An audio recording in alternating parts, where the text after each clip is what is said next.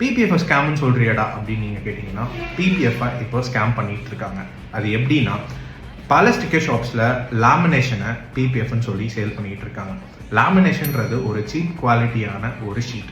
அந்த ஷீட்டை heat use பண்ணி க்ளூவை வச்சு ஒட்டுறாங்க. இது வந்து வாட்டர் பேஸ்ட் கிடையாது, டைரெக்டாக வண்டி மேலே ஹீட் பேஸ் பண்ணி ஒட்டுறது தான். It is exactly like plastic கவரை வந்து நம்ம வண்டி மேலே ஒட்டுற மாதிரி தான். லேமினேஷன் கூட அதை சொல்லாமல் பிபிஎஃப்னே சொல்லி ஒட்டி கொடுத்துறாங்க. அதுவும் கஸ்டமர்ஸ் நம்பி பண்ணிடுறாங்க.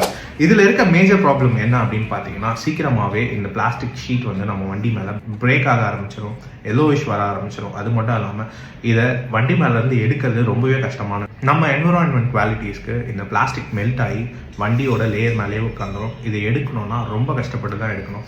அதுவும் இல்லாமல் இதை நம்ம வண்டியோட பெயிண்ட்டை டேமேஜ் பண்ணுறது ரொம்பவே அதிகமான சான்சஸ் இருக்குது. இப்போ பிபிஎஃப் ரிமூவ் பண்ணும்போது பெயிண்ட் வந்துடுதுன்னு சொல்லிட்டு நிறைய பேர் சொல்லிட்டு இருக்காங்க, நிறைய இடத்துல கேள்விப்பட்டுட்டு இருக்கேன். But it is not true. Part 2 tomorrow.